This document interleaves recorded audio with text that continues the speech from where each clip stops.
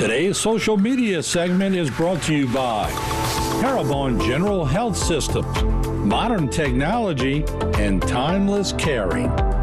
Rouse's, you're either local or you're not. Buick, the craft of modern luxury.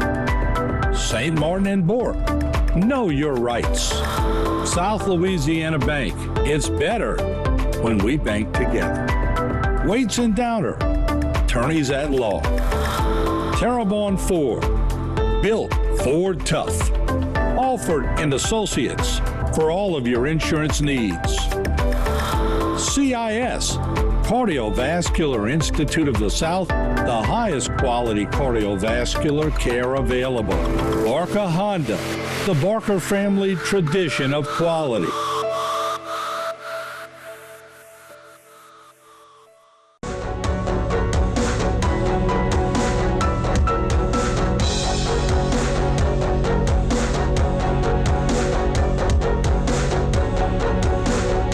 This is our first high school for the 2024 year at Central Lafourche, and we were blessed and honored this year to have Mr. Dufresne and Mr. Koss come speak about the loss of their beautiful daughters. It's the first time they've spoken to a crowd of students, and it was amazing. I looked around at the kids, and you couldn't hear a pin drop. And so brave of them to come forward and hopefully change the lives of the children in our parish, and that maybe they'll just stop and think before they get behind the wheel. The Domino program started years ago by the former District Attorney Cam Morvant, put together by him and Assistant District Attorney Lisa Ogeron. And we go to every high school around this time, which is their prom and graduation and parties, and just talk about drinking and driving. At the end of the presentation, we give them a keychain, a Domino keychain, in hopes that when they grab their keys, they'll stop and think before they get behind the wheel. Of course, we talk about distracted driving as well. And so we've been doing all these years, and when I came into the office, of course, I continued this program, and it's one of my favorites and most important for me, and hope that we will change at least one life and save maybe a life. Good morning. Every single morning you wake up and you make decisions throughout the day, and every single decision you make has a consequence, and you probably don't even think about it. Whether you studied for that test, whether or not you cleaned your room. I mean, minor things that you don't even think about, but every single decision you make has a consequence. Most of them are so minor, right? Show of hands, you're not going to get in trouble. How many of you have ever texted while driving? Put them up. How many of you have ever texted while driving? I'm putting my hands up too. Put your hands down. Put your hands down. How many of you have ever looked at social media at a red light? Put your hands up. All right. And at no point did you even think for a second about consequences. Because as you've gotten older and you started to do that while driving, it's easy, right? You didn't get caught, nothing happened, so you continue to do it, right? It takes one split second for something to happen. And I just want to talk about some of legal consequences that you may never have thought about if you're texting and driving. So let's just talk a little bit about law. I know that's kind of boring, but these are some legal consequences if you get stopped because you were on your phone while driving. And Louisiana Revised Statute 32-300.5, no person driving on a public roadway can write, send, or read text, or look at social media. So you can't do any of those things while you're in your vehicle. And if you do, and you get pulled over, a fine up to $500, and if you get a second and a third, those fines keep going up every time you get pulled over, and they catch you texting and driving. If you're involved in a crash, God forbid, all of that doubles.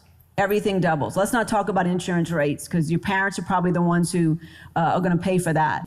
Revised Statute 32-300.6, if you have a learner's license or intermediate license in a public roadway, you can't even engage in a phone call. And if you are, then again, there's going to be a fine up to $500. And then, of course, that will double if you get a second. If you're involved in a crash, it'll be doubled as well.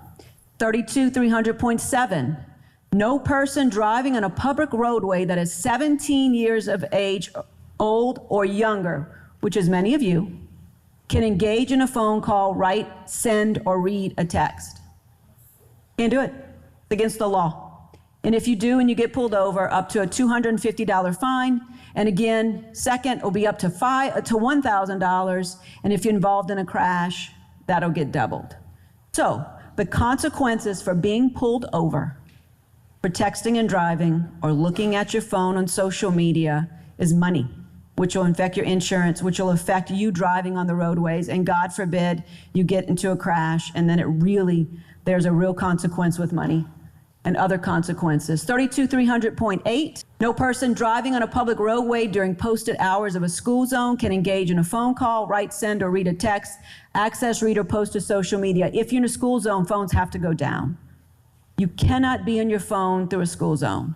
Why? Because the consequences are you may look down, and when you look up, you may hit a child or someone else. So it's against the law if you're in a school zone to be on your phone at all or looking at your phone.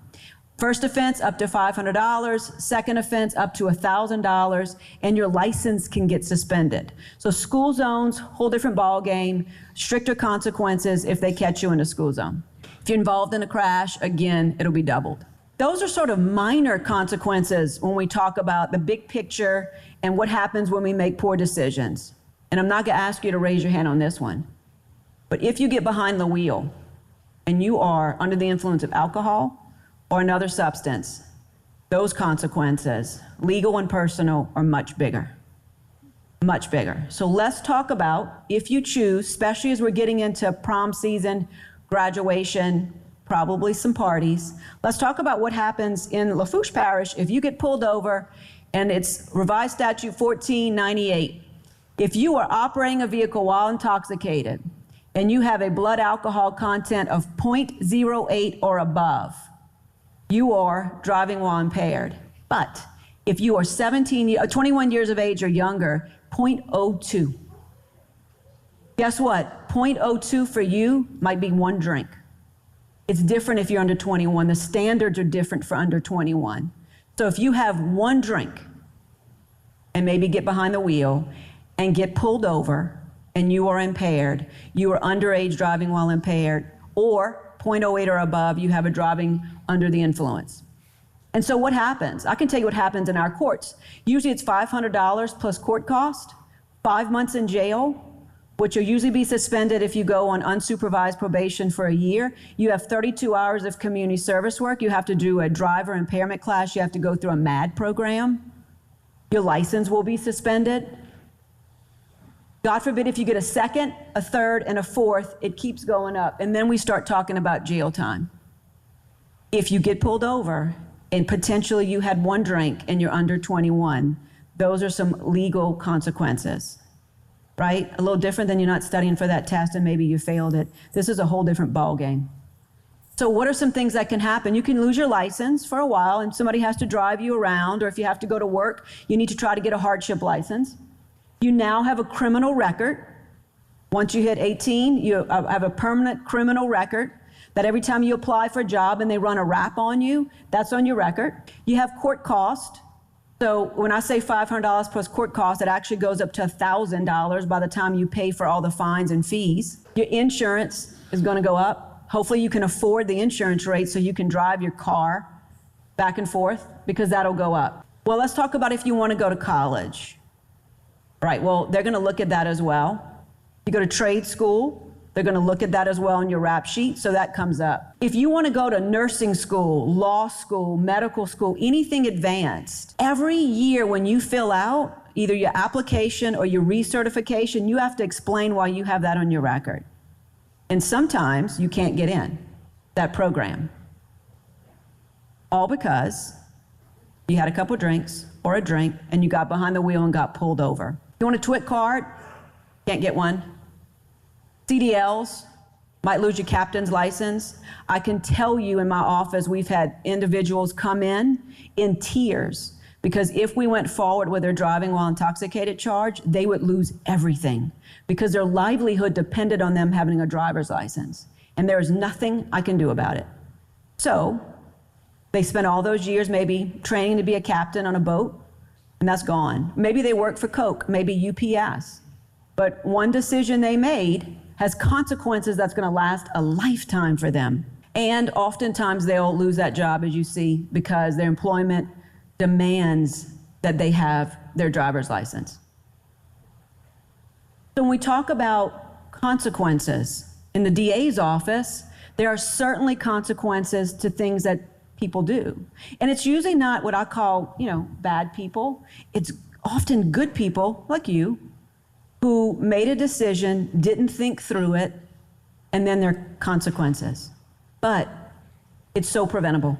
Every time I see someone like you or me that goes in our office or goes to court on things like this, I just shake my head thinking it was so preventable. It was so easy for them to have a plan before so that they would not be in this situation. Or guess what? Wait to send that Snapchat when you got to wherever it is you're going. You didn't have to send it at the red light. You didn't have to do it because your foot came off the wheel because you were paying attention to what was on your phone. That was preventable. And God forbid you look up, you hit someone on a bike. Nothing we can do. There's consequences. But everything I talked about, those are so minor. Those are minor legal consequences when we consider what other consequences they can be. Consequences that will affect you, right? Which all those did. But even more so, it's going to affect your family, and God forbid, it's going to affect another person's family. And those are the consequences when we make a decision and we hurt other people. You guys are actually privileged today, and I'm going to tell you why. Today, you have, speaking to you, two dads who recently lost their daughters. They have never told their story to a group before, and they chose to come tell it to all of you. I am honored, and my staff is honored to be on the same stage as them. And I hope by the time they finish, you understand why you are so privileged to sit here today and listen to them talk about their beautiful daughters. So I'm going to introduce to you Mr. Dufran and Mr. Koss. Really didn't know what I was going to say when I got up here. I know you don't want to be here. I wish to God it wasn't me standing here talking to you.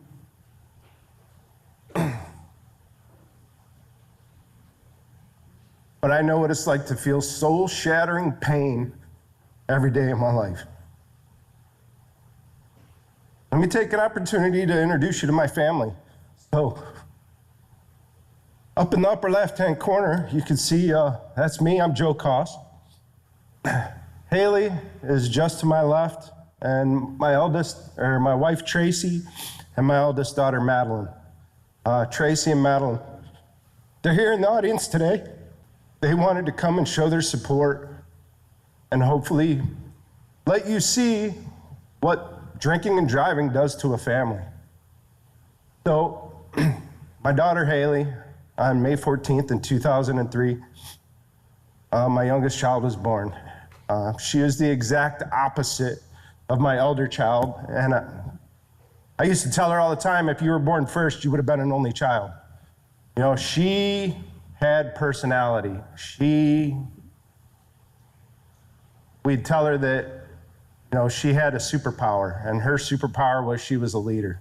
People wanted to be around her, people wanted to follow her, and we'd tell her, you got to use your powers for good, because people just wanted to be around Haley. And a lot of it was because she was a little ball of fire, right? And she didn't have a filter. If she thought it, she said it. When my girls turned 16, I tried to do everything I could to protect them. And one of the things that I did was I got them an old 1990 Jeep YJ. He was born in Ohio, and when we moved from Ohio to Mississippi to try and give our kids a better life, me and my wife were high school sweethearts. All our family lives up there. But we wanted to give our kids something more. When I got out of the Marine Corps, it was manufacturing up there, and there just wasn't work. We moved to Mississippi initially. After we lived in Mississippi for a couple years, we moved to Louisiana, and it didn't matter where I put Haley, she thrived in that environment. She got along with everybody. And when we got down here, as you can see, she was just all personality. I mean, she Played baseball. She was on the Honville High Steppers. She did competition dance. She did travel team baseball. Haley was just a people person. And I miss her very much. I'm going to turn it over to Ricky. He's one of the other dads, and he's going to talk about the other two girls. And I'll turn it over to you, Ricky. Hi, y'all. My name's Ricky Dufresne, and I don't want to be here today either. But we're here, and because we're here, I have something to share. And what I'm going to share with you is about people and the choices we make. So my daughter was Lily Dufresne. They were students at Hornville High School, all three of our daughters. As you could see, we were family. She was a middle child. She had the middle child personality and the middle child fierceness of personality for fighting for everything that she wanted. But she had a heart, and the heart was as big as this room. She wanted to love everybody and protect everybody, the same as I want to do, and the same reason we're here today, just to talk about that. She also, you could see the excitement when she got that driver's license and her graduating. 3 years ago, we were in this room, same problems that you're having today. When are we taking the ACT? What college are we going to go to? Who am I going to room with? What am I wearing for prom? Who am I going to propose to for prom? All of those things, the things that are very real to you in here today, are right where we were 3 years ago. So Lily, my daughter, every day would come home, and she was about this tall, and she'd be able to put her head on me and tell me she loves me and give me a kiss. And I missed that, and I'd be able to kiss her back on the forehead. Cherish that, y'all, because don't misunderstand what that means to all of us. Michaela Bowling, her dad Kenny and her mom Nora. Her dad Kenny works offshore and couldn't be here today, and I hope that he's here with us again in the future. So instead of talking a lot about Michaela, that was my daughter's college roommate. So when all those plans got made, Nichols State, we're going to Nichols State, and they roomed together, and they had an apartment, and Haley was right there with them every step of the way. So Michaela Bowling, I want to read something that somebody sent us this morning, and the reason I want to read it is because I want you to do this exercise. I want you to look at your friends next to you, and I want you to have to think that you have to write this to describe them. Michaela Bowling was the person who brought out the best in me. She made me feel that I was capable of anything and everything. She was my other half, who I shared everything with. The only person that I knew, no matter what, she would always be there for me and have my back. We pulled each other out of the dark and was each other's #1 supporters. I will never forget the days where we talked about how far we'd come, how we were both going to be successful together. I miss calling you, waiting to hear your voice. I miss our sleepovers, our Walmart runs, and our late night walks on the beach. I miss you and your kisses, and I know you'll always be by my side. I love you. That was from one of Michaela's best friends. So the pain extends beyond Joe, Ricky, Kenny, Nora.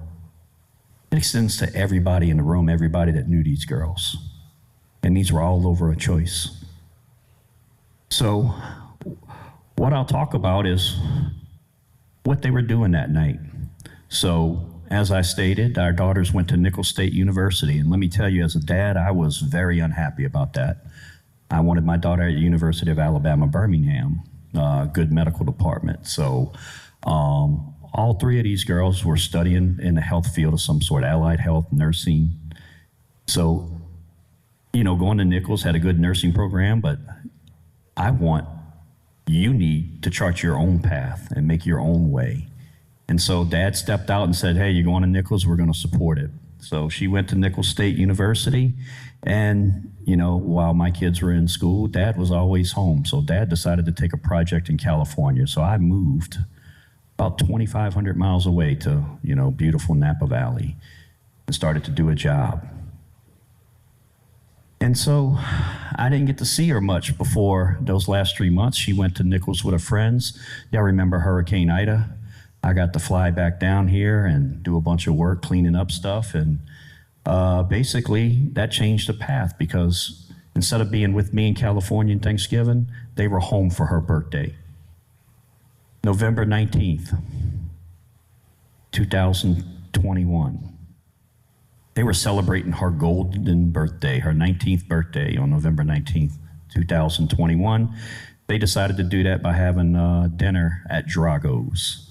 And so we called her, love you, baby, happy birthday. My eldest daughter, who went to Louisiana Monroe, was already flew up, and my son was a student in California high school. They were going out, and so I sent him some money and told her how much I loved her, and she sent me a text that said, I love you and miss you, and I'll see you soon. And they went out to dinner that night. As you could see, 4 of them out to dinner. They went have a nice dinner. And they went to City Park to take some photos because everybody likes to post these days, right? So they did what any of you would be doing. And they made good decisions, but somebody else's bad decisions led to the next morning, 6 a.m., my phone rang and it was the state police. And the state police, the only thing they could tell us was, sir, is this your car? And can you imagine the panic that you feel when they say, is this your car? Well, what about my daughter? What about anything else? I can't tell you anything else. I just need to know if it's your car. Does your daughter wear a thumb ring? Can you imagine the next question? And we'll call you back. So we proceeded to start panicking. Everybody was up in my house. Obviously, the feelings of disbelief, despair, the range of emotions that you feel in that moment, you can't imagine. And I couldn't get any information, so, being 2,500 miles away, I called Joe. And Joe, I'll let you take it from there.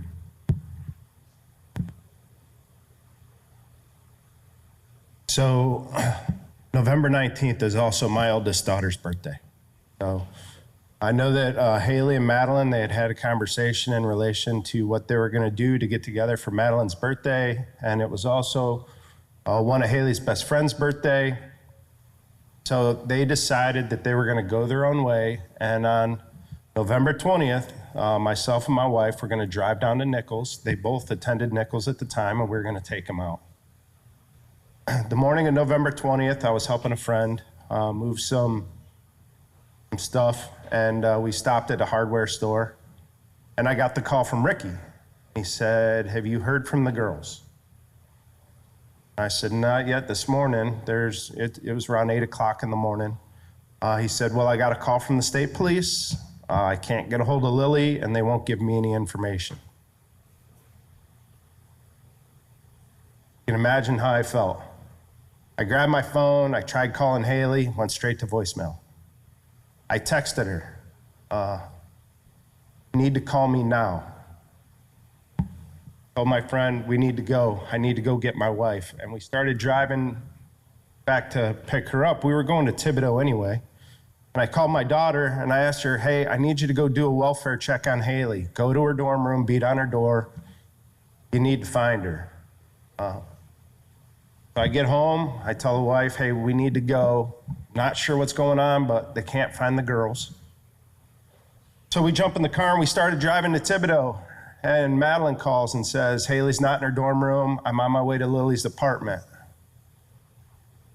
I tried calling the hospitals. We're driving to Thibodeau. I'm trying to call the hospitals, call down here. The hospitals don't have any of the girls. However, somebody at the hospital said, here's the number for the coroner's office. Try calling there. Madeline calls back and says that Haley's car's at Lily's, but Lily's car's not there and the girls aren't there. We got down there on the sugarcane plant road and I called the coroner's office. And the coroner's office told me that we have 3 bodies that we cannot identify. Can you send me a picture? So we sent her a picture, pulled off the side of the road, of course, starting to really panic and stress out. Sent her a picture and tried calling the State Highway Patrol. They couldn't tell me anything. They asked me to give a description of Haley, and they said they would get back with me. So when we get to the dorm there at Nichols, my daughter Madeline comes out, meets me and the wife in the parking lot, and I said, listen, we need to go home. If anything's happened, that's where they're gonna be. And my phone rang.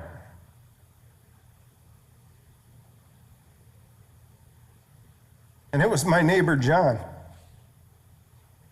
to tell me that the State Highway Patrol had just left my house. They informed him that Haley had been killed in a car accident, and they provided him the paperwork that I needed to get completed and take back to them.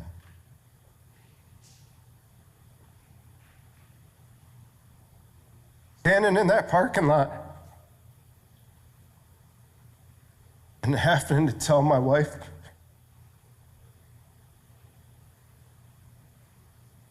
and my eldest daughter that Haley was gone.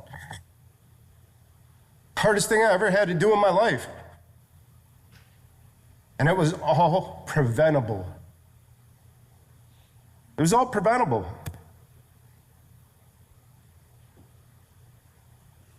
I'll let Ricky tell you about his day, because that's how ours went.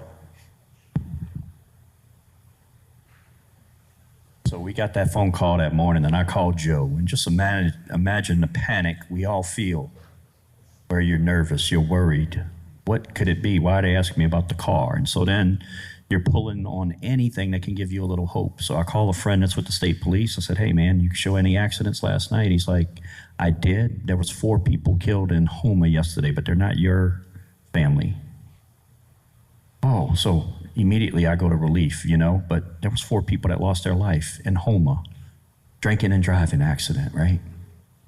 And then through that, I get a call from the Nichols communication director who confirms eventually that there was a separate wreck in Lafourche Parish on Highway 20. And our daughters were no longer here. And I was shocked because I said all 3. And he told me yes. So obviously my family was in the room with me on the phone, and we all just crumbled. The weight of those words, they're gone, is a weight you can't bear. But I'm 2,500 miles away. Now we got to get home and see what happened. What happened? They went out for their birthday. That's the last we heard of them. The last text message, I love you and I miss you. And my next text message at 6 a.m. in the morning is, are you okay? That's still on my phone. So I had a daughter from UL Monroe that had flown in the night before, where my family should have been celebrating the Thanksgiving holidays with me, but instead, now I'm flying them back to Dallas so that they can drive back to New Orleans. And of course, I'm worried sick. My wife and I are like, well, are we flying in or are we driving in? We're going to be here a while, so let's just pack our car and drive in. Now, the day we've had, and we drove 2,500 miles in the next day and a half. And on that drive, the countless phone calls and the worry, the concern, the feeling of you don't even know what happened. And I remember the coroner calling me that afternoon, and we pulled off the road, and I went to a gas station, and he called me, and he was crying, bawling. He could barely tell me because they couldn't identify the girls. And then 6 p.m. that night, the state trooper called me and told me that they had arrested someone for drinking and driving, and that the bail was $1.5 million, which is an unheard of amount. And then I heard that it was his 4th DUI.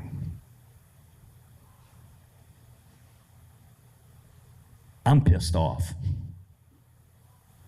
How many of you are pissed off about that? You should be. Our daughter celebrated the birthday. They had dinner. They didn't drink and drive. Yet they ran into somebody who was on the roads after their 4th. Right?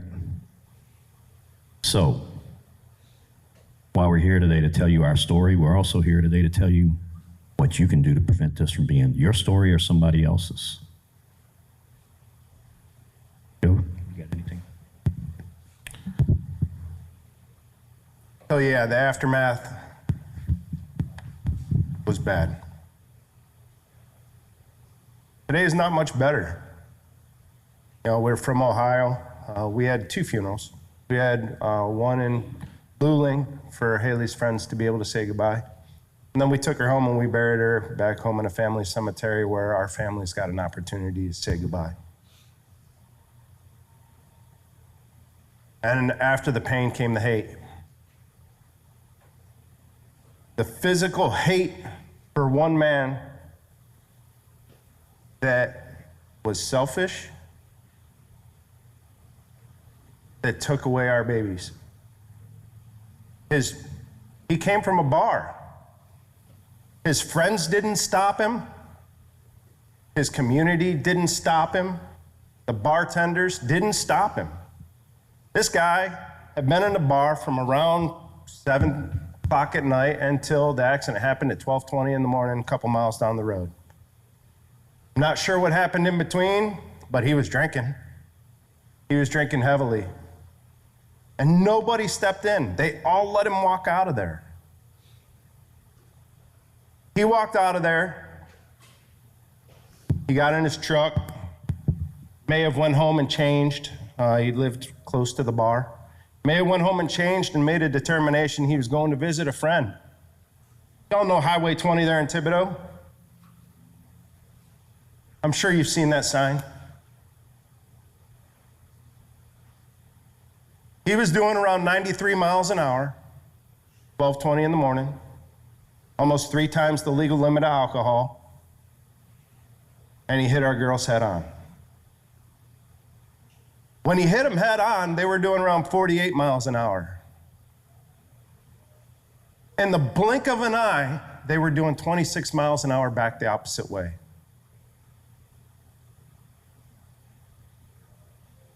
Car rolled off the road into a ditch and caught fire.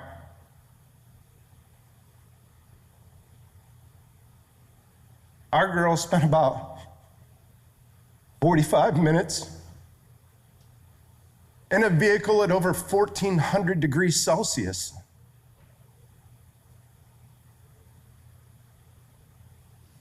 That was the last picture seen of them alive. The next picture I saw of them was in court, in trial,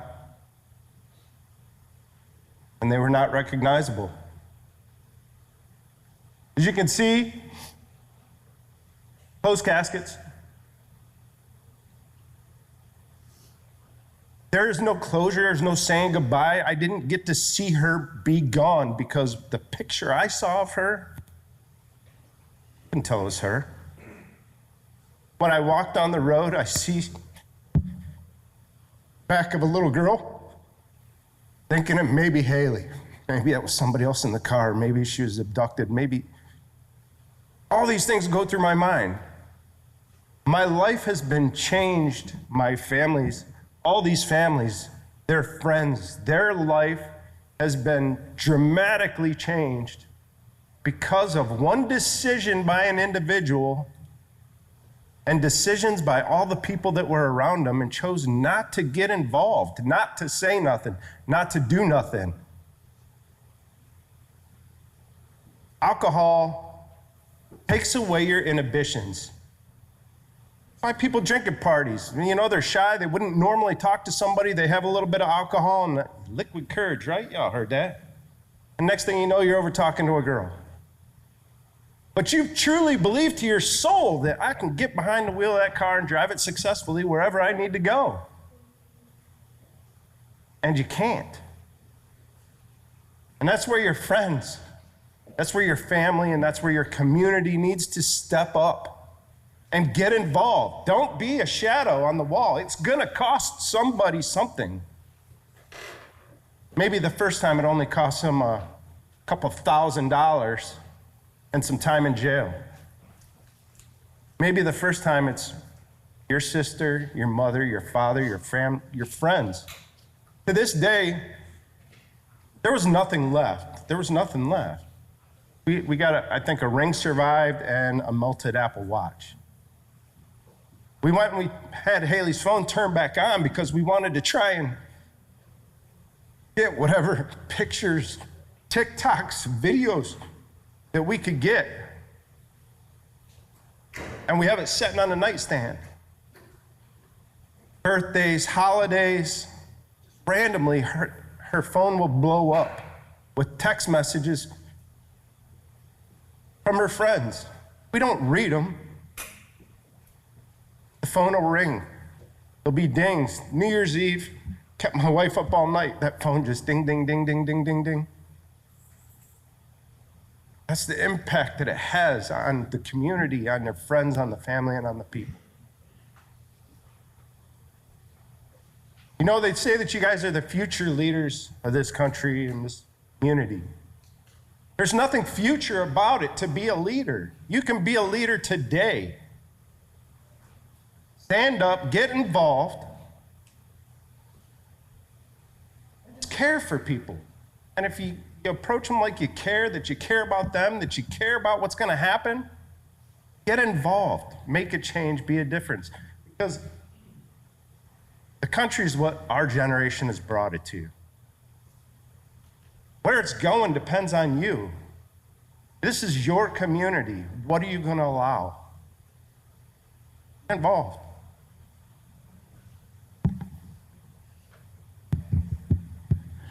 I just want to echo on that. So why did we decide to come do this today? You know, we went through a hard period the last 2.5 years of getting through trial and being back and forth. The change, the impact, the pain, the fact that you can't hug your child anymore. We went from doing the same things y'all are about to do to now talking in front of you today. So what do I have to say? A lot of times when we get talked to, we say, well, I've never been trained, I never understood it.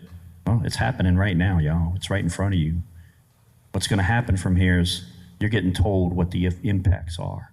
And when you go outside, you're going to see billboards or reminders, or you're going to hear a news story. But the moment of choice, you're going to be faced with it. And in that moment of choice, are you going to make the right decision? I will say that we had very little doubt. I was probably 95 to 99% sure, even though it was a birthday, that our girls were not drinking and driving. Because all through their high school years, I never saw the irresponsibility. As a matter of fact, as a compliment to your generation, or maybe it was just our kids, as a compliment to them, they were DDs. Basically, we're going to be the designated driver tonight. Because as Joe said, it takes away your inhibition. You feel like in your soul you can do it. So you have to make those decisions and give up that before you make those decisions. Look around to your right, look around to your left. Some of you are going to make bad decisions. We're all going to make mistakes. Let's keep those mistakes to math problems. Not driving a vehicle at 93 miles an hour for the 4th or 5th time while you're drinking and driving. Okay, so you all have a choice. All of us do. I can tell you that the driver in this case, besides my pain, he's got 2 kids that are going to grow up without a father. And he's got parents that miss him too. But he gets to spend 85 years in prison. Okay? We are not happy about that, but does sorry take it back? Sorry doesn't take it back, y'all. There are some mistakes you can't apologize for.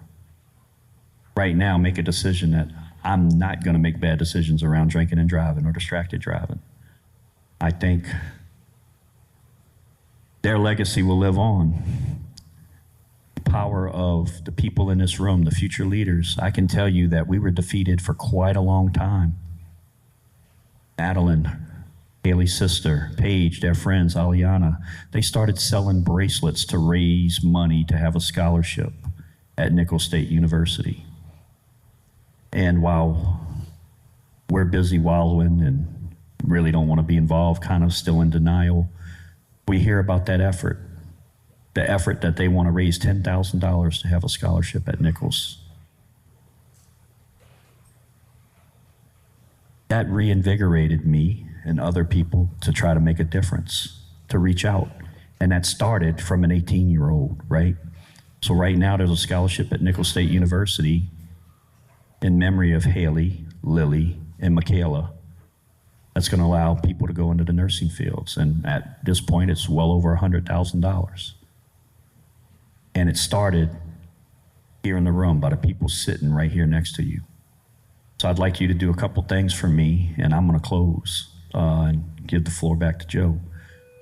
I'd like you to make a promise that you're not going to drink and drive. And then I'd like you to go ahead, that letter I read from a friend about Michaela, I'd like you to write that letter about your friend and share it with them. And I'd like your friend to write it back about you. And I want you to look at that. And when you think about it, I want you to make a decision that I'm not going to drive distracted. I'm not going to drive drunk. I'm not going to drive impaired. Okay? Because it's so much more than just your life. It's everybody's. I really do appreciate you coming here, and man, good luck with whatever endeavors you decide. Be successful, be responsible, be accountable. Thank you.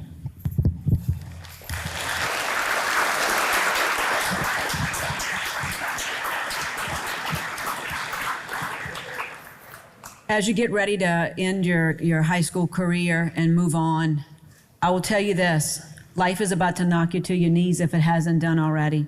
You're going to lose family members. You might lose a job. It's going to disappoint you because life's not fair. So things that are out of your control are about to knock you to the ground. But this you can control.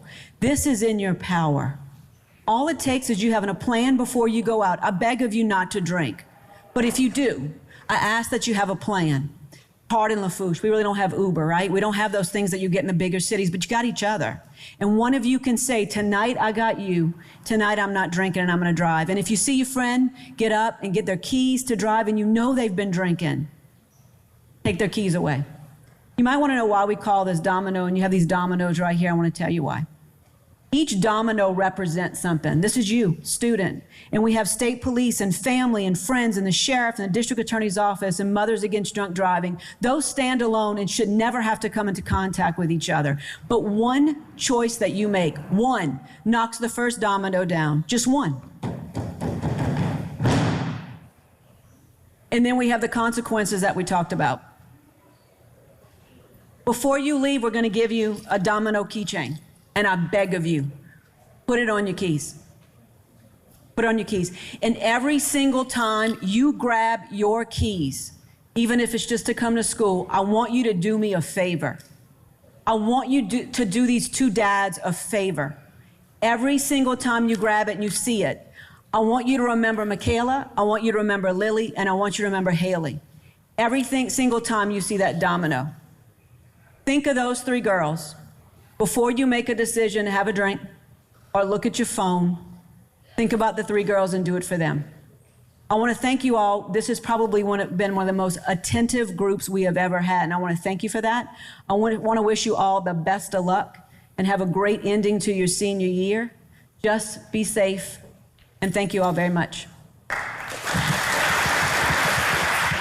It's hard to get out of bed in the morning, and for these ladies to put this program together, to get with the schools and get it set up to be able to provide these kids some operating experience in relation to real life and the impact that drinking and driving, texting and driving has on the individuals and the community is just amazing, and I want to thank them very much for putting this together.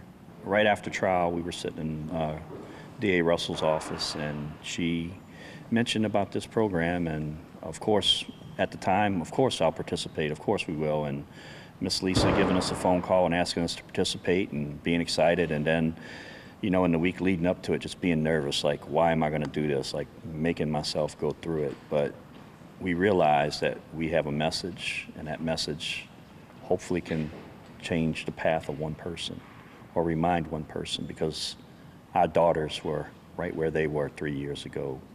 None of us expected to be here, but we're here, and to have an opportunity or a platform to be able to get up and potentially change the course of somebody's behavior is important and critical. So I'm thankful for the opportunity to get to come do it.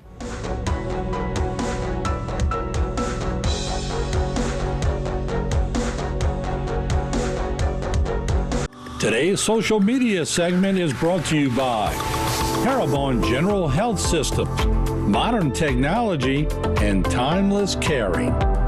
Rouse's, you're either local or you're not. Buick, the craft of modern luxury. St. Martin and Bourke, Know your rights. South Louisiana Bank. It's better when we bank together. Waits and Downer. Attorneys at law. Terrebonne Ford. Built Ford Tough. Alford and Associates for all of your insurance needs. CIS, Cardiovascular Institute of the South, the highest quality cardiovascular care available. Barker Honda, the Barker family tradition of quality.